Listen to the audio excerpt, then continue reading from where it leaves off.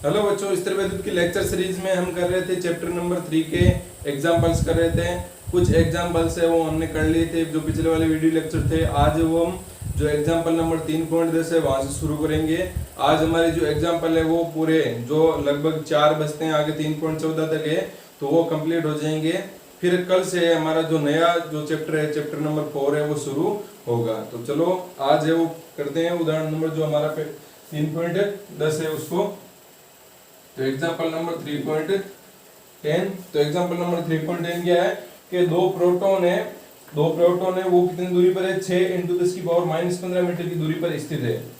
दो प्रोटॉन है ये मान लो एक प्रोटॉन और ये एक प्रोटॉन, ये इन दोनों के मध्य की जो दूरी है वो हमारे को दे रही है 6 × 10⁻⁻15 मीटर दे रखी है। ठीक है, दूरी दे दी हमारे को। आगे क्या बोला गया है, प्रोटॉन की अन्योन्य स्थिर विद्युत स्थितिज ऊर्जा का इलेक्ट्रॉन वोल्ट में मान याद करना। मतलब हमारे को स्थिर विद्युत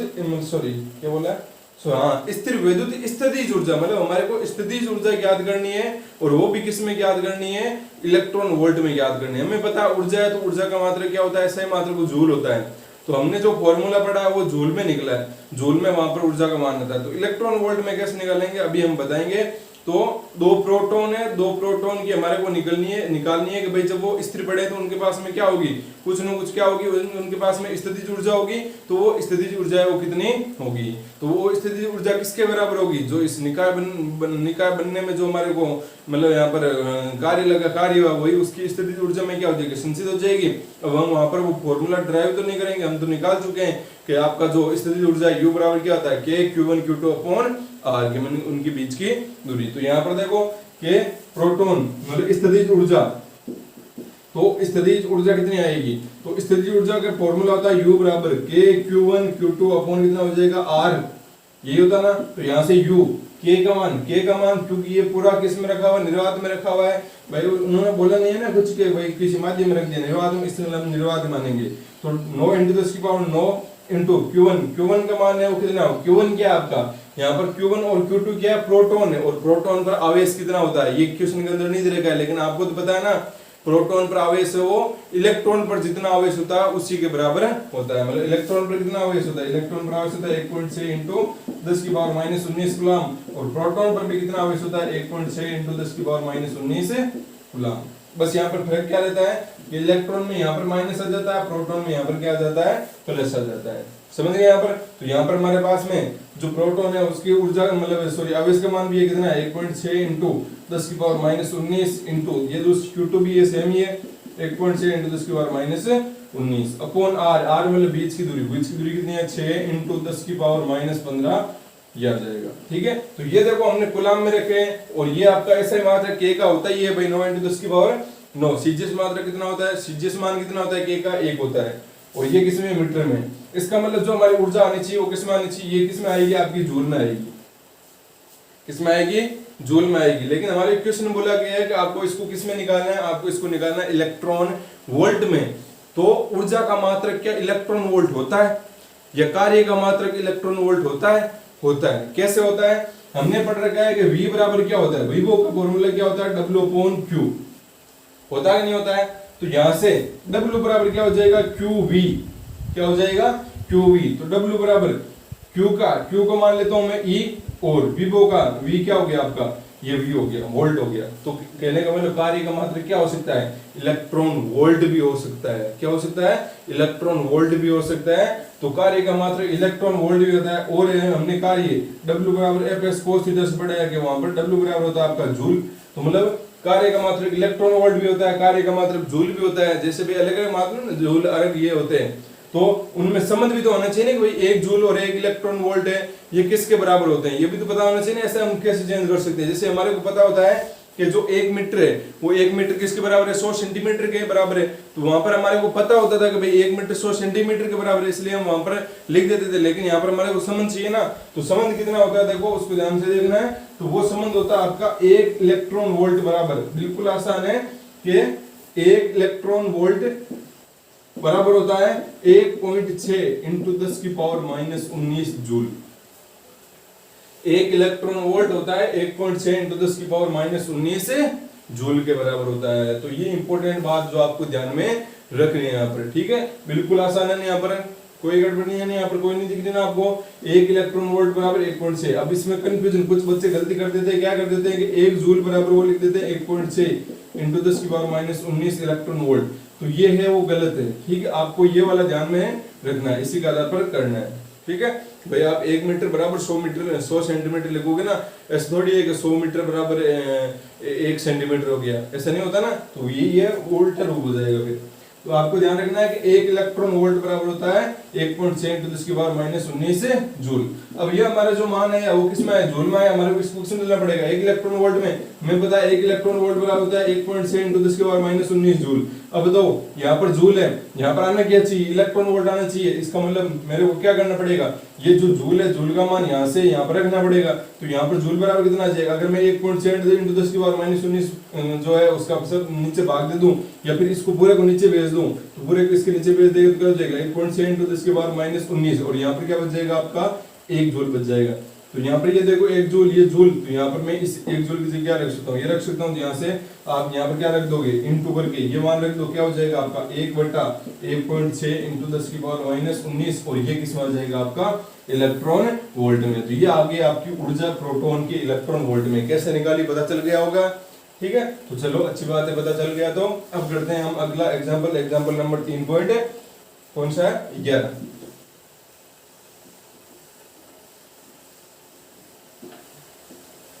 साथ साथ में आपको अंक 1% भी मिलाते जाने हैं। तो देखो अब अगला 3.11 एग्जाम्पल नंबर क्या है। चित्र के अनुसार 3 आवेश व्यवस्थित किए गए हैं। आपको एक चित्र दे रखा है कुछ इस प्रकार से। उस चित्र में क्या दे रखा है, ऊपर दे रखा है प्लस का 4q, नीचे दे रखा है प्लस का q, और यहाँ पर दे रखा है प्लस का 2q। और ये दूरी दे रखी है a, ये भी a और ये भी a, ठीक है। उनकी पारस्परिक स्थितिज ऊर्जा का मान ज्ञात करो। मान लो कि q बराबर 1 पॉइंट या 1 इंटू 10 की पावर -7, मतलब आपको q का मान दे रखा है 1 इंटू 10 की पावर -7 गुलाम, और a का मान भी दे रखा होगा, a का मान दे रखा आपको 0.10 मीटर, 0.10 मीटर। और आपको ज्ञात क्या करना है, क्वेश्चन को फिर से पढ़ दो। आपको ज्ञात करना है पारस्परिक स्थितिज ऊर्जा। पारस्परिक स्थितिज ऊर्जा कहने का मतलब क्या हुआ कि इनकी परस्पर आपको स्थितिज ऊर्जा है वो ज्ञात करनी है कि एक के कारण दूसरे में कितनी स्थितिज ऊर्जा संचित होगी, दूसरे के कारण दूसरे में कितनी ऊर्जा स्थितिज ऊर्जा वो संचित होगी। तो पारस्परिक मतलब परस्पर कितनी स्थितिज ऊर्जा वो संचित होगी। तो हमारे को क्या करना है, इनकी पारस्परिक स्थितिज ऊर्जा निकालनी है, उन सबको ऐड करना है। तो हमारे को u बराबर, भाई इसको नंबर दे दो, ये 1 नंबर है आवेश, ये 2 नंबर है, ये 3 नंबर आवेश है, ठीक है। तो क्या होगा, इस 1 नंबर आवेश के कारण यहाँ पर जो 2 नंबर आवेश है, भाई ऊर्जा आती कैसे है, हम क्या करते हैं, ये जो अभी हमने यहाँ पर प्लस q प्लस 4q, ये प्लस q प्लस 2q, ये यहाँ पर कैसे बने थे, जब यहाँ पर हमने क्या बनाया था, एक निकाय बनाया था। हमने क्या किया था, एक प्लस q आवेश को पहले यहाँ पर ये प्लस q प्लस 4q और प्लस 2q, ये सारे कहाँ पर थे, अनंत पर थे। कहाँ पर थे, अनंत पर। पहले हमने क्या किया, प्लस q को यहाँ पर लेकर आए इस वाली स्थिति पर, तो फिर हमारे कोई भी कार्य नहीं करना पड़ा, कोई भी कार्य नहीं करना पड़ा, तो यहाँ पर कोई भी स्थिति ऊर्जा वहां पर नहीं आई, ठीक है। फिर जैसे ही हम क्या करेंगे, प्लस 4q को यहाँ पर लेकर आएंगे, तो ये प्लस q क्या करेगा, इस प्लस q का क्या होगा, एक विभव होगा, और उस विभव के कारण यहाँ पर क्या करना पड़ेगा, एक हमारे को क्या करना पड़ेगा, कार्य करना पड़ेगा। सीधी सी बात, ये प्लस q है तो ये प्लस 4q को क्या करेगा, प्रतिकर्षित करेगा ना। प्रतिकर्षित करने का मतलब ये क्या लगेगा, बल लगेगा, स्थिर वैद्युत बल, और जहां पर भी बल लगेगा और विस्थापन होगा वहां पर क्या होगा, आपका कार्य होगा। इसका मतलब यहाँ पर कार्य होगा। तो प्लस q और प्लस 4q में यहाँ पर कुछ न कुछ बल लगाना, इसका मतलब यहाँ पर क्या होगा, कार्य होगा। जब प्लस 2q को लेकर आएंगे तब भी क्या करेगा, जो 1 नंबर है वो क्या करेगा, कुछ ना कुछ बल लगाएगा, ठीक है। फिर क्या होगा, जब हम प्लस 2q को लेकर आएंगे तो प्लस 4q भी तो क्या करेगा, कुछ ना कुछ बल लगाएगा। तो यहाँ पर भी कार्य होगा, यहाँ पर भी कार्य होगा, यहाँ पर भी कार्य होगा, हो गया ना। तो हमारे को अलग अलग कंडीशन बनाना नहीं है। तो हम लिख लेते हैं भाई, जैसे 1 नंबर के द्वारा 2 नंबर पे किया गया कार्य, तो 1 2, ठीक है, प्लस भाई एक ऊर्जा, हमने हमारे को पूछा कि संपूर्ण निकाय की पारस्परिक स्थिति ऊर्जा याद करनी है। तो परस्पर 1 के कारण 2 पर ऊर्जा मिल गई हमारे को 1 2, 1 2 लिखो या 2 1 लिखो, कोई अंतर है क्या भाई? 1 2 लिखो या 2 1 लिखो, कोई अंतर है क्या? यहाँ पर कोई अंतर नहीं है, आवेश है, बस आवेश का मान रखना, अभी पता चल जाएगा। तो U बराबर आ गया आपका U12, 1 के कारण 2 पर ऊर्जा आ गई। फिर 1 के कारण 3 पर ऊर्जा निकालो तो U13, कोई कंफ्यूजन नहीं है। फिर 2 के कारण 3 पर तो U23। अब इसके अलावा और कोई कंडीशन बनती है क्या मेरे को बताओ? इनके अलावा 1 नंबर ने 2 नंबर पे मतलब बल लगाया होगा, इससे कार्य होगा, इसकी वजह से स्थितिज ऊर्जा आ गई। 1 नंबर के कारण 3 नंबर पे स्थितिज ऊर्जा आ गई, 3 नंबर के कारण 2 नंबर पर या 2 नंबर के कारण 3 नंबर पे स्थितिज ऊर्जा आ गई। आगे यहाँ पर तो इसके अलावा और कोई कंडीशन बन सकती है क्या? देखो 2 1 3 आ गया, 3 1, भाई 3 1 का मतलब ये 3 1 उल्टा हो गया तो उसमें कोई फर्क नहीं होने वाला है, ठीक है। फिर 2 3 2 1 2 1 भी सारी चीजें, ये 3 ही कंडीशन बनेगी आपकी, ठीक है। तो अब हम यहाँ पर लिख सकते हैं, तो U बराबर क्या हो जाएगा आपका U12 क्या हो गया आपका? 2 आवेशों के कारण स्थितिज ऊर्जा कितनी होती है? 2 आवेशों के कारण स्थितिज ऊर्जा का फॉर्मूला होता है K Q1 Q2 upon R। हम निकाल चुके हैं, अगर नहीं पता चल रहा है तो आप वापस जाके जो वीडियो उनको देख ले ताकि आपको आसानी से पता चल जाए। तो यहाँ पर क्या हो जाएगा U12, तो यहाँ पर रखोगे तो कितना हो जाएगा K 1 1, ये इसका मान कितना है प्लस का 4Q, और 2 2 इसका मान कितना है प्लस का 4Q, सॉरी इसका प्लस Q इसका प्लस 4Q अपॉन बीच की दूरी कितनी हो जाएगी A प्लस। अब यहाँ पर देखो U13 तो ये कितना हो जाएगा आपका K प्लस का Q और प्लस का 2Q अपॉन कितना हो जाएगा आपका A प्लस यहाँ पर कितना हो जाएगा K, यहाँ पर 2 का मान कितना है प्लस का 2Q और यहाँ पर कितना हो जाएगा प्लस का 4Q अपॉन कितना हो जाएगा A। कोई कंफ्यूजन नहीं आता? कोई कंफ्यूजन नहीं है तो चलो यहाँ पर क्या क्या जो कॉमन आ रहा है उसको बाहर निकाल लो, बाकी सबको ऐड कर लेते हैं। तो यहाँ पर U बराबर, यहाँ पर भी U है, V नहीं है, U बराबर क्या हो जाएगा K और यहाँ पर आपका क्या बाहर आ रहा है K और यहाँ पर Q बाहर आ रहा है, सब में Q भी तो सब में कॉमन है ना, तो यहाँ पर निकाल लो K Q upon A common ले लो। तो अंदर क्या बच गया, यहाँ से Q कॉमन आ गया तो यहाँ पर बच गया आपका क्या, यहाँ पर बच गया आपका 4, ठीक है, प्लस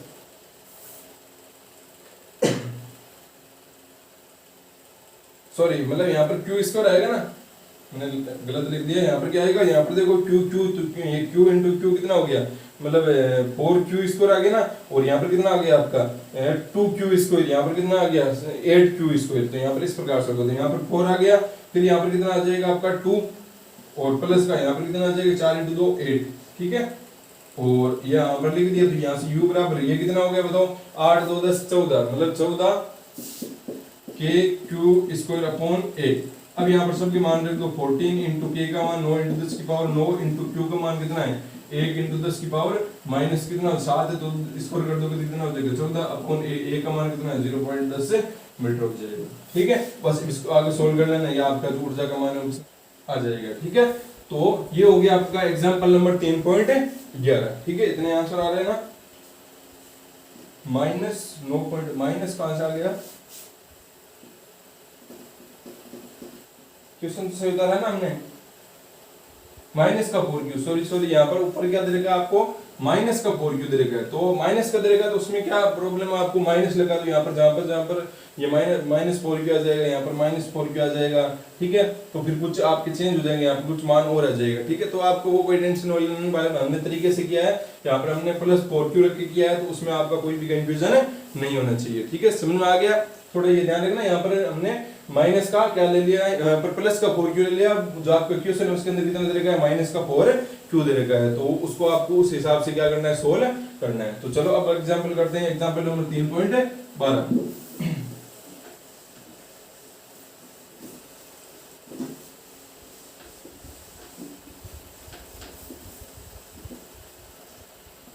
एग्जांपल नंबर 3.12 देखो क्या है, एग्जांपल नंबर 3.12 आपको दे रखा है कि चित्र में दर्शाए अनुसार चार आवेश आपको दे रखे हैं डी भुजा वाले किसी वर्ग एबीसीडी के शीर्षों पर व्यवस्थित है। मतलब आपके पास में एक इस प्रकार से क्या है वर्ग है, उसके वर्ग के शीर्षों पर है क्या रखे हुए हैं 4 आवेश रखे हुए हैं, इन सब की जो दूरी है उतनी है, मतलब भुजा है वो डी है, ठीक है। 4 आवेश, ठीक है, 4 आवेश आपको अलग से दे दिए भाई, ये मतलब डायग्राम आपको क्वेश्चन के अंदर दे रखा है, सी डी अच्छे से उतारते हैं, ए की जगह क्या लिखा है प्लस का क्यू, और बी की जगह लिखा है माइनस का क्यू, यहाँ पर आ गया प्लस का क्यू और यहाँ पर आ गया माइनस का क्यू, ठीक है। ये इस प्रकार से हो गया। अब आगे बोले क्या हमारे को, ये तो बता दिया। अब आगे बोला है कि इस व्यवस्था को एक साथ बनाने में किया गया कार्य ज्ञात करो। मतलब ये जो व्यवस्था बनी है, मतलब आवेश को हमने यहाँ पर लाकर रखा है, तो यहाँ पर जो बनाने में जितना कार्य हुआ है, निकाय बनाने में जितना कार्य हुआ, वो हमारे को कार्य ज्ञात करना है। कार्य ज्ञात करना है, हाँ ठीक है, कार्य ज्ञात करना है। तो ज्ञात कर सकते हैं, बिल्कुल आसानी से ज्ञात कर सकते हैं। कैसे ज्ञात करेंगे वो देखो यहाँ पर। अगर आपने अच्छे से वो जो हमने पढ़ा था कि किस प्रकार से निकाय बनता है, तो आप आसानी से ज्ञात कर सकते हो। ठीक है, अब यहाँ पर देखो, इसको चलो नाम दे देते हैं, इसको 1 2 ये 3 और ये कौन सा हो गया 4। ठीक है, ये आवेश हो गए। अब देखो ये मान लो जो प्लस का Q माइनस का, या ऐसे मान लो 1 2 3 और 4, ये पहले कहां पर थे, अनंत पर थे। ये आवेश पहले कहां पर थे, अनंत पर थे। पहले यहाँ पर कोई भी आवेश नहीं था, कोई भी आवेश नहीं था। फिर हमने यहाँ पर क्या किया, पहले एक नंबर आवेश को लेकर आए, कोई भी कार्य हुआ यहाँ पर, क्योंकि यहाँ पर कोई भी आवेश स्थित ना, पहले से कोई आवेश स्थित नहीं था, इसका मतलब इस पर कोई भी कार्य नहीं होगा, क्योंकि सामने वाला कुछ भी बल नहीं लगाएगा, तो हमें भी कुछ भी कार्य करना नहीं पड़ेगा। तो यहाँ पर जब हमने एक नंबर को लेकर आए, तब वहां पर कोई भी इस पर ऊपर मतलब कार्य नहीं कर रहा है, तो इसका मतलब हमारा जब एक नंबर को लेकर आएंगे तब हमारा कोई भी कार्य नहीं होगा। ठीक है, तो वो हो गया आपका 0। अब देखो आगे क्या होगा। अब हम यहाँ पर क्या करेंगे, जैसे ही 2 नंबर को लेकर आएंगे, किसको लेकर आएंगे, 2 नंबर को लेकर आएंगे, तो 2 नंबर को लाते ही यहाँ पर क्या करेगा, एक नंबर क्या करेगा, इस पर एक नंबर क्या करेगा, इस 2 नंबर पे क्या लगेगा, बल लगेगा। अब इस पर प्लस है माइनस है, मतलब आकर्षण बल लगेगा, जो भी करे, मतलब आकर्षण करे, प्रतिकर्षण बल तो लग रहा है, यहाँ पर बल लग रहा है, मतलब क्या होगा, यहाँ पर कार्य कुछ न कुछ होगा ही होगा। तो वो कार्य है वो किसके बराबर होगा, तो यहाँ पर देखो इसके कारण है, मतलब इस एक के कारण 2 पर क्या हुआ, कार्य हुआ, तो वो किसके बराबर हुआ, W1 2 के बराबर हुआ। निकालना कार्य है ना हमारे को, सॉरी 2 मिनट, इस व्यवस्था को एक साथ बनाने में किए गए कार्य ज्ञात करना है। तो कहने का मतलब किए गए कार्य ज्ञात करना है, तो कार्य वो किस में संचित हो जाता है, आपका स्थितिज ऊर्जा में संचित हो जाता है। तो वही हमारे को बोलना चाह रहा है कि भाई किए गए कार्य ज्ञात करने का मतलब जो ये निकाय बना, तो निकाय बनने में कितनी स्थितिज ऊर्जा वो संचित हुई है। तो यहाँ से कहने का मतलब हम यहाँ पर किसका प्रयोग करेंगे, U का प्रयोग करेंगे। ठीक है, U, तो U12 आ गया। ठीक है, U12 हो गया, भाई एक ने 2 पर क्या कर दिया, कुछ न कुछ कार्य किया, जिसकी वजह से इसमें यहाँ पर स्थितिज ऊर्जा संचित होगी। अब हम मान लो लेकर आए किसको, 2 नंबर के बाद में हम लेकर आए फिर 3 नंबर को, तो 3 नंबर को लेकर आएंगे, तो 3 नंबर पे कौन कौन कार्य करेगा, एक तो 1 नंबर, क्योंकि 1 नंबर और 2 नंबर पहले से बैठे हैं, इसका मतलब प्लस करके एक तो किसने कार्य किया, 1 नंबर ने 3 नंबर पे कार्य किया, ये 3 नंबर ने कार्य कर दिया। फिर 2 नंबर ने 3 नंबर पे कार्य किया, तो ये 2 नंबर ने 3 नंबर पे कार्य कर दिया। समझ में आ रहा है ना क्या हो रहा है। 1 नंबर को लेकर आए तो उसने उस पर कोई किसी ने कार्य नहीं किया, क्योंकि पहले से कोई आवेश था ही नहीं, आप ये कुछ नहीं थे। जैसे हमने 2 नंबर को हम आवेश को लेकर आए, तो 2 नंबर आवेश है, तो यहाँ पर केवल एक ही आवेश पहले से स्थित था, वो था 1 नंबर, और 1 नंबर क्या किया, कुछ न कुछ क्या किया, यहाँ पर बल लग गया, जिसकी वजह से कार्य हुआ, तो यहाँ पर कुछ न कुछ क्या होगी, संचित आपकी स्थितिज ऊर्जा संचित होगी। तो वो स्थितिज ऊर्जा संचित कितनी हुई, तो हमने वो लिख दिया भाई U12 होगी। फिर जैसे हम तीसरा आवेश को लेकर आएंगे, तो तीसरे आवेश पर कौन कौन बल लगाएगा, एक नंबर, एक कौन लगाएगा, 2 नंबर बल लगाएगा, मतलब इन दोनों के कारण क्या आएगा, यहाँ पर स्थितिज ऊर्जा आएगी, तो वो हमने लिख ली भाई 1 के कारण 3 पर, 2 के कारण 3 पर, ये हो गई। अब हम चौथा लेकर आते हैं। ठीक है, तो चौथा जब आवेश लेकर आएंगे तब यहाँ पर क्या होगा, देखो चौथे आवेश लाने पर क्या होगा, इस चौथा आवेश लेकर यहाँ पर 1 नंबर भी कार्य करेगा, 2 नंबर भी कार्य करेगा, 3 नंबर भी कार्य करेगा ना यहाँ पर। तो इसका मतलब यहाँ पर हमारे को क्या मिलेगा, U14 plus U24 plus U34 हो गए। कितने हो गए, 1 2 3 4 5 6, इतनी कंडीशन बनेगी, और कोई कंडीशन नहीं बन सकती है। आप ले लो यहाँ पर 4 के कारण 3 पर, 4 के कारण 3 पर ये हो गया, और कोई सी कंडीशन ले लो 1 के कारण 3 पर, ये 1 के कारण 3 पर हो गया ना यहाँ पर। ठीक है, तो इसका मतलब हमारे ये सारी चीजें, अब 1 के कारण 3 पर आएगा तो हमारे को दूरी की आवश्यकता होगी, तो दूरी निकाल लेते हैं पहले फटाफट। ये तो समझ में आ गया ना कि हमने ये कैसे किया, U12 ये बिल्कुल आसान था भाई। 1 नंबर को लेकर आए, कोई नहीं हुआ कार्य, तो नहीं लिखा हमने। 2 नंबर को लेकर आए, तो 1 नंबर ने क्या किया, पर कुछ ना कुछ कार्य किया, जिसकी वजह से स्थितिज ऊर्जा आ गई। फिर हम 3 नंबर को लेकर आए, तो 3 नंबर यहाँ पर आया, तो यहाँ पर पहले से 2 स्थित आवेश, 1 और 2 के कारण यहाँ पर क्या लग गया, कुछ बल लगा, जिसके कारण 2 स्थितिज ऊर्जा है वो हमारे पास में आ गई। फिर हमने चौथे जो तीसरे को लेकर आगे, फिर चौथे को लेकर आएंगे, तो यहाँ पर इन तीनों का आवेशों के कारण यहाँ पर कुछ ना कुछ स्थितिज ऊर्जा संचित हो जाएगी। अब देखो यहाँ पर दूरी की आवश्यकता होगी भाई हमारे को, तो ये दूरी कितनी होगी और ये दूरी कितनी होगी वो निकालो। भाई ये दूरी कितनी है आपकी डी है, ठीक है, ये दूरी कितनी है डी है, तो ये दूरी कितनी हो जाएगी भाई, ये क्या बन रहा है आपका समकोण बन रहा है ना, केवल इसको देखो बी सी डी को देखो, यहाँ पर ये डी, ये क्या कर्ण स्क्वायर है ना, इसका मतलब ये क्या हो जाएगा बताओ, ये दूरी क्या होगी, ये होगी आपकी रूट ऑफ 2d²,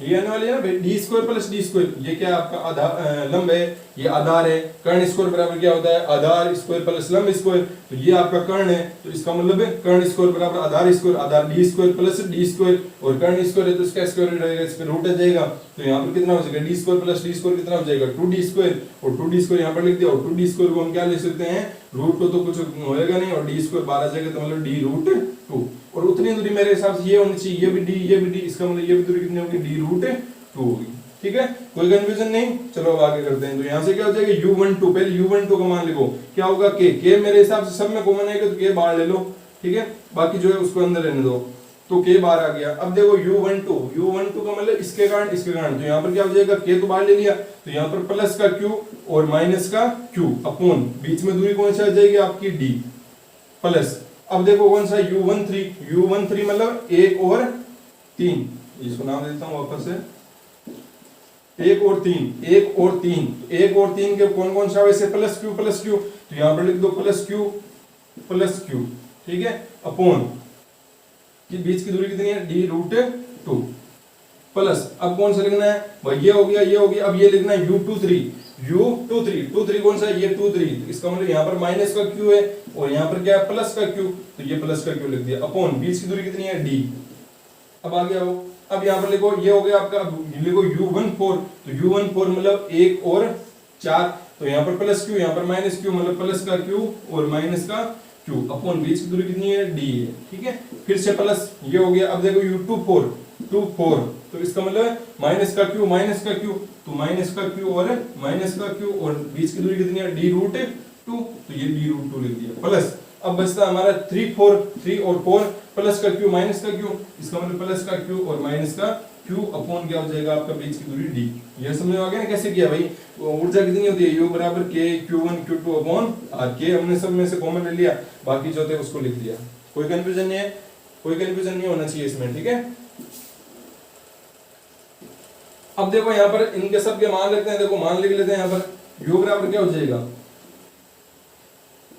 u बराबर k का मान हो गया 9 × 10⁹, और यहाँ पर क्या हो जाएगा आपका q प्लस का q और माइनस का q, दोनों क्या होंगे गुणा होंगे, तो क्या हो जाएगा माइनस का q², तो माइनस का q² अपॉन क्या हो जाएगा d, और ये कितना हो जाएगा, ये हो जाएगा आपका प्लस का q² अपॉन मतलब प्लस का q² d√2, प्लस का q² d√2, या फिर d भी आप क्या कर लो बाहर ले लो, यहाँ पर सब में से d है तो सब में से d को बना जाएगा बाहर, तो ये d आ गया, ठीक है, यहाँ पर आपका क्या आ गया माइनस का q² और ये आ गया आपका प्लस का q²/√2, ठीक है, यहाँ तक हो गया।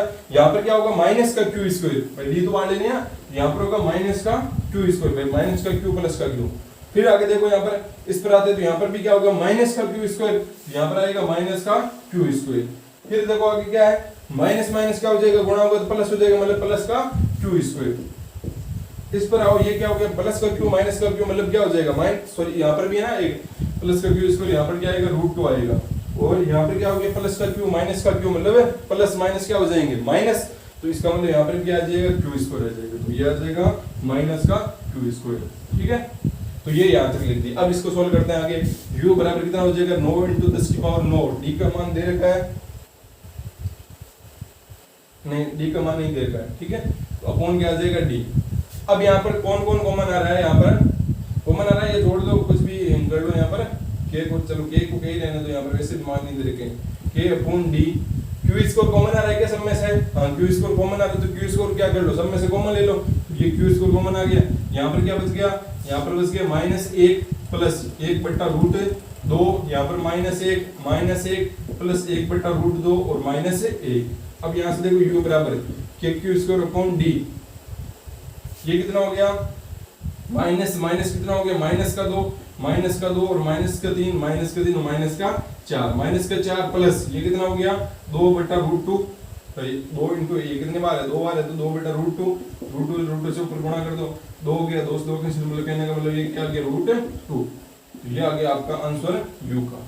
इतना ही आ रहा है, हाँ इतना ही आ रहा है, ठीक है। बस माइनस क्या कर लिया, आगे कॉमन ले लिए, ठीक है। तो ये हो गया आपका पहला है ना यहाँ पर, हाँ पहला हो गया कि भाई निकाय जब हमने बनाया तो ये निकाय बनाने में हमारे को कितना है वो कार्य करना पड़ेगा, तो ये इतना कार्य करना पड़ेगा। भाई जो ऊर्जा है, कार्य किसमें संचित होता है, स्थितिज ऊर्जा में संचित होता है ना, तो आप स्थितिज ऊर्जा निकाल लो तो आपका क्या निकल जाएगा, कार्य निकल जाए। कार्य भी निकाल सकते हो यहाँ पर, कार्य निकालने के थोड़ा सा हमारे को लंबा प्रोसेस करना पड़ता है यहाँ पर, ठीक है। कोई भी ऐसी चीज नहीं है जिसको हम निकाल सकते, अगर हमारे पास फॉर्मूला है, तरीका पता है, तो हम ऐसी कोई सी चीज है जिसको नहीं निकाल सकते हैं, ठीक है। तरीके अलग अलग हो सकते हैं, आंसर हमारा वही आने वाला है। तो ये हो गया आपका पहला पार्ट। अब दूसरा पार्ट इसका करते हैं, देखो अगला पढ़ो फटाफट। क्या तरीका है क्वेश्चन के अंदर, क्या तरीका है,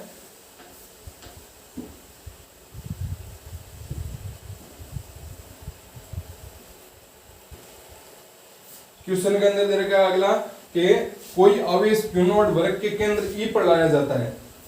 कोई आवेश Q नोड वृत्त के केंद्र E पर लाया जाता है, चारों आवेशों अपने शीर्ष पर दृढ़ रहते हैं। ऐसा करने में कितना कार्य करना पड़ेगा, मतलब इस बार क्या किया, एक Q नोड आवेश है, Q नोड आवेश को E बिंदु पर लाया गया, ठीक है, इसको E बिंदु दे दिया नाम।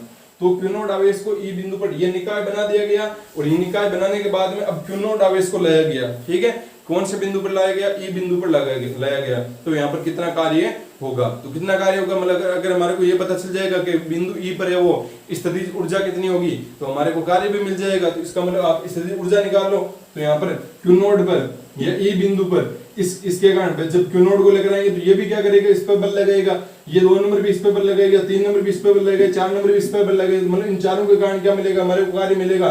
मतलब हमारे पास में कितने पद आएंगे, 4 पद आएंगे। तो U बराबर किसके बराबर आएगा, U E निकालो भाई, E पर स्थितिज ऊर्जा, तो U E किसके बराबर आएगा, पहले तो ये निकाल लो कि ये दूरी कितनी होगी आपकी, ये पूरी कितनी है आपकी d√2 है ना, ये पूरी दूरी कितनी है d√2, तो ये कितनी हो जाएगी, आधी हो जाएगी, मतलब d√2 की आधी बटा 2, यही होगा, ये होगा ना, हाँ d√2 बटा 2, ये कितना हो जाएगा, फिर से ऊपर से करने की जरूरत है क्या, चलो कोई बात नहीं, इसको पढ़ लेने दो, अभी आराम से हो जाएगा, ठीक है। तो ये हो गया d√2 बटा 2 हो गया, ठीक है, ये दूरी। तो यहाँ पर कितना हो जाएगा k, पहले ये प्लस q और q नोड अपॉन d कितना हो जाएगा, सबकी दूरी बराबर है, देखो ये भी d√2/2, ये भी d√2/, ये भी d√2/, ये भी d√2, तो इसको आप क्या कर लो, बाहर लिख लो k अपॉन d√2 और ऊपर क्या आ जाएगा 2। अब यहाँ पर लिख लो इनको, प्लस का q और q नोड। अब इसके कारण दोनों में कारण इस पर कितना हो जाएगा, ये प्लस करके लिखना था, कितना हो जाएगा माइनस का q और q नोड। फिर इस 3 नंबर के कारण प्लस का q नोड पर मतलब लगाएगा, तो यहाँ पर प्लस करके प्लस का q और q नोड। फिर यहाँ पर प्लस, ये भी क्या करेगा, इस पर बल लगेगा, तो कार्य होगा, कार्य कारण स्थितिज ऊर्जा संचित होगी, माइनस का q और क्या हो जाएगा q नोड, ठीक है। अब देखो यहाँ पर क्या हो रहा है, u e बराबर, ये देखो प्लस का q नोड, ठीक है, ये क्या हो जाएगा, अब इसको लिख देता हूँ, ये क्या हो गया आपका माइनस का q नोड, माइनस का q नोड, ये तो कैंसिल हो गया भाई, प्लस का q नोड माइनस का q नोड। अब यहाँ पर देखो प्लस का q नोड और माइनस का q नोड, ये भी कैंसिल हो गया, मतलब सारे कैंसिल हो गए, मतलब कितना आ गया, 0 आ गया, और 0 इंटू ये k2 इंटू d√2 कितना हो गया, 0। इसका मतलब जो हमारा जो बिंदु E है उस पर अगर हम कोई भी q नोड आवेश लेकर आएंगे तो q नोड आवेश को लाने में हमारे को कोई भी कार्य नहीं करना पड़ेगा, मतलब कितना कार्य करना पड़ेगा, शून्य कार्य करना पड़ेगा, ठीक है। तो आप किसी भी तरीके से निकाल सकते हो, शायद आपकी बुक से इसी हिसाब से निकाला होगा, नहीं बुक में है वो विद्युत विभव के कारण निकाला है भाई, विभव है कितना लगे भाई, हम कार्य के आधार पर निकाला, हमने स्थितिज ऊर्जा के आधार पर निकाला, आप कार्य के आधार पर भी निकाल सकते हो। कार्य के आधार पर निकालने के लिए आपको विभव की आवश्यकता होती है, तो आप ए के कारण इस पर ई पर विभव देख लो, बी के कारण ई पर विभव देख लो, सी के कारण बी पर विभव देख लो, डी के कारण ई पर विभव देख लो, और आपको क्या मिल जाएगा यहाँ पर, जो ये मिल जाएगा, ठीक है। अब हम अगला जो एग्जाम्पल है वो करते हैं 3.14 सॉरी 3.13।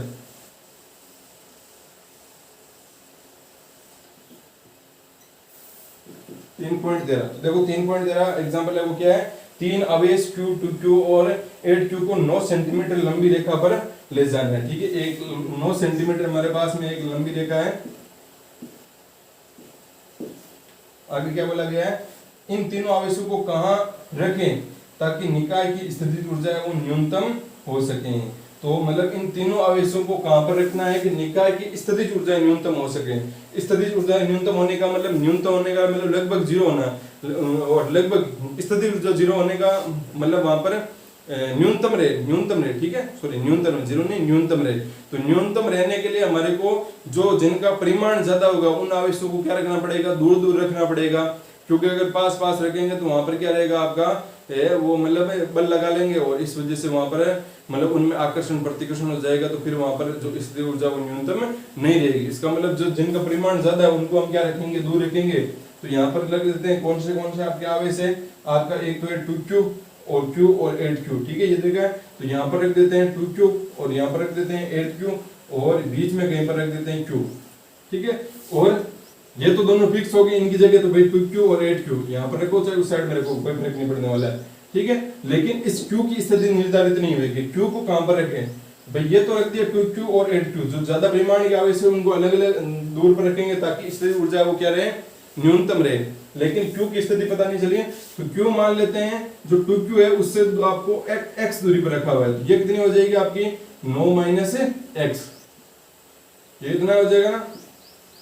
अब हमारे को यहाँ पर क्या करें, स्थिर ऊर्जा न्यूनतम रहे, इसके लिए हमारे को क्या करना पड़ेगा, इस क्यू पर है वो कितनी आपकी जो स्थिर ऊर्जा लग रही है, मतलब पूरा निकाय में कितनी स्थिर ऊर्जा है वो निकाल लेते हैं। पूरे निकाय जो बना है, इस निकाय बनने में कितनी स्थिर ऊर्जा आई हमारे पास वो निकाल लेते हैं, और वो स्थिति ऊर्जा जो भी आएगी उसको हम क्या कर देंगे, न्यूनतम कर देंगे। तो इसकी स्थितिज ऊर्जा निकालनी निकाय की, तो स्थितिज ऊर्जा कैसे निकलेगी, ये मान लो 2q q और 8q पहले अनंत पर थे, फिर हम लेकर आएंगे 2q आवेश को पहले, तो 2q आवेश को लेकर आएंगे तो यहाँ पर कोई भी आवेश नहीं था, इसकी वजह से यहाँ पर जो कार्य होगा वो कितना होगा, 0 होगा, ठीक है।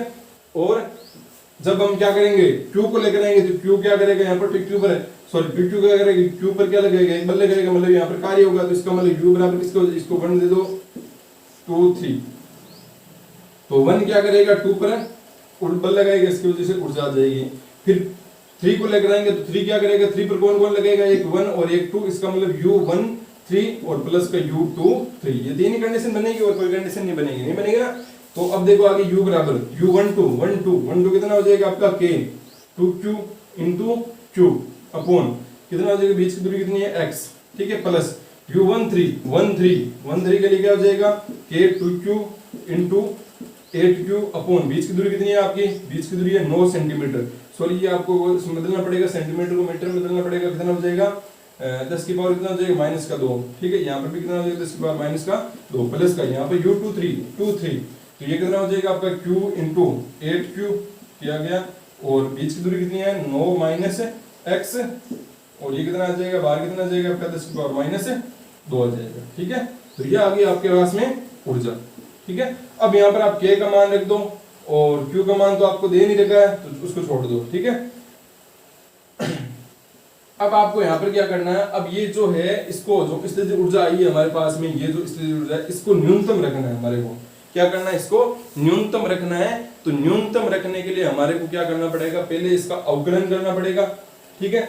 अवकलन करेंगे भाई, अवकलन होता क्या है, अवकलन क्या होता है, समाकलन क्या होता है, छोटी छोटी चीजों को जोड़ के बड़ा, जो भी बड़ा परिवर्तन होता है वो समाकलन होता है, और अवकलन मतलब छोटा से छोटा परिवर्तन। इसका मतलब हमारे को इसमें छोटा से छोटा परिवर्तन नहीं चाहिए ना, इसका मतलब हमारे को इसका करना पड़ेगा अवकलन, क्या करना पड़ेगा, इसका अवकलन करना पड़ेगा। अवकलन करके ये हम यहाँ पर क्या ज्ञात कर सकते हैं, न्यूनतम स्थिति ऊर्जा ज्ञात कर सकते हैं। तो इसका अवकलन करेंगे, किसके सापेक्ष करूँ, क्यू के सापेक्ष नहीं, क्यू के सापेक्ष क्यों करूंगा, एक्स है ना हमारी, एक्स दूरी है ना, इसका मतलब मेरे को इसका du अपॉन क्या करना पड़ेगा, dx करना पड़ेगा। तो मैं इसको du अपॉन dx करूंगा तो कितना हो जाएगा, जो बाहर आ रहा है उसको बाहर लिख लो आप, q मतलब k और q स्क्वायर बाहर आ रहा है सब में, तो k q स्क्वायर बाहर निकालो, 10 की पावर 2 भी बाहर आ रही है, तो k q स्क्वायर, क्योंकि ये अचर है ना इसी वजह से बाहर आ जाएंगे, तो उससे कोई फर्क नहीं पड़ने वाला है। 10 की पावर माइनस 2, अंदर क्या बच गया 2 अपॉन सॉरी 2 बाहर नहीं आया ना, तो 2 चलो रहने दो अंदर, 2 अपॉन क्या हो जाएगा x, और प्लस का यहाँ पर क्या हो जाएगा 16 अपॉन यहाँ पर कितना है, यहाँ पर तो 9 ही है, ठीक है, 16/9, और यहाँ पर कितना हो जाएगा आपका प्लस का, यहाँ पर आ जाएगा आपका 8 अपॉन 9 माइनस का x, ठीक है। तो यह भी समाकलन किया, नियम के सामने इसको ऐसे लिखा है u को। अब देखो, अब इसका करते हैं, सॉरी समाकलन क्या, अवकलन करते हैं इसका। अब अवकलन कैसे होगा, यहाँ पर देखो इसका तो अवकलन होने वाला नहीं है, इसका अवकलन होगा। तो ये क्या आपका 2 का अवकलन नहीं होगा, तो आपका अवकलन होगा d upon dx 1 upon x का, और 1 अपॉन x का इसका ही होगा 2 तो बाहर आ जाएगा। 1 अपॉन x का अवकलन क्या होगा भाई, 1 अपॉन x को हम क्या लिख सकते हैं, x की पावर -1, और इसका समाकलन अवकलन क्या हो जाएगा, पावर आगे आ जाएगी -1, x की पावर -1 ये फॉर्मूला होता है ना, x की पावर n का अवकलन क्या होता है, nx n-1। तो ये क्या हो जाएगा आपका माइनस का, ये माइनस का 2 x की पावर -2 मतलब क्या आ जाएगा x स्क्वायर। तो इसका जो अवकलन हो जाएगा माइनस का 1 अपॉन x स्क्वायर। तो यहाँ पर रख दो माइनस का 1 अपॉन x स्क्वायर। तो ये क्या आ जाएगा, पहले इसको लिख दो q स्क्वायर अपॉन 10 की पावर -2, ये d अपॉन dx होगा। और यहाँ पर क्या आ जाएगा आपका 2 भी बाहर ले लो आप, इसी के अंदर 2 बाहर लेना है, ठीक है, 2 बाहर ले लो, और यहाँ पर आ जाएगा माइनस का 1 अपॉन x स्क्वायर। अब यहाँ पर देखो, अब यहाँ पर देखो 16/9 है, तो 16/9 का क्या हो गया आपका अवकलन है, वो क्या होगा, यहाँ पर कुछ होगा ही नहीं अवकलन, इसका मतलब ये क्या हो जाएगा आपका, यहाँ पर शून्य हो जाएगा, इसका अवकलन क्या हो जाएगा, शून्य हो जाएगा। अब इसका अवकलन करना है, तो इसका अवकलन क्या होगा, देखो इसका अवकलन हो जाएगा आपका 9 - x है ना, तो यहाँ पर 1/9 माइनस का x, इसका हमारे को क्या करना है, अवकलन करना ही होगा। जैसे x की पावर है तो इसको आप क्या करो, d अपॉन dx, इसको आप ऊपर लेकर जाओ, 9 - x की पावर कितनी हो जाएगी, -1, ठीक है, 9 - x की पावर कितनी हो जाएगी, -1। अब देखो यहाँ पर क्या करते हैं, यहाँ पर -1 इसका जब अवकलन करेंगे, x की पावर n का अवकलन करते हैं, तब हमारा क्या आता है, कुछ इसी प्रकार से आता है ना फॉर्मूला जो अभी हमने निकाला था, ठीक है। तो यहाँ पर क्या होगा, देखो इसका अवकलन करेंगे तो ये जो माइनस है वो आगे आ जाएगा, -1, फिर 9 - x -1 और -1 भाई n -7 होता है ना, इस वजह से। लेकिन यहाँ पर क्या होगा, इस x का इस जो अंदर वाले पार्ट का है वो फिर से अवकलन होगा। ये तो हमने ये जो ऊपर घात लेकर आए इस वजह से इसका अवकलन हुआ, ठीक है। असल में होता क्या है कि x की पावर n का जब अवकलन होता है ना, तब उसका अवकलन किस प्रकार से होता है, n आगे आ जाता है x n-1, और फिर से किसका अवकलन होता है, इस dx x का होता है। लेकिन dx अपॉन dx क्या हो जाता है, आपका 1 हो जाता है, इसलिए हम उसको लिखते ही नहीं, ठीक है। लेकिन यहाँ पर फिर से होगा आपका 9 - x का, और जब 9 - x का है वो क्या होगा, अवकलन होगा। तो यहाँ पर 9 - x का अवकलन होने पर 9 तो क्या आपका अचर राशि, इसलिए उसका 0 हो जाएगा, और यहाँ पर होगा किसका, फिर -x का होगा, और माइनस यहाँ पर क्या हो जाएगा, माइनस का dx अपॉन dx। तो माइनस का dx अपॉन dx क्या हो जाएगा आपका 1 हो जाएगा, ये -1 क्या हो जाएगा, प्लस हो जाएगा। कहने का मतलब यहाँ पर क्या आ जाएगा आपका माइनस, जो भाई हमने यहाँ पर क्या किया, 9 - x का भी अवकलन हुआ, 9 - x का अवकलन हुआ, और 9 - x का अवकलन पहले इसके 9 के साथ में लिख लेते हैं, d 9 अपॉन dx, ये तो कितना हो जाएगा 0, फिर ये d अपॉन dx इसका भी अवकलन होगा, तो माइनस का dx अपॉन dx, और ये कितना हो गया 1 हो गया, ये माइनस हो गया। इसका मतलब यहाँ पर इसका पूरा का समाकलन किया तो हमारे को मिला क्या, इस पूरे का अवकलन करने से हमारे को मिला -1, और -1 क्या हो जाएगा, +1।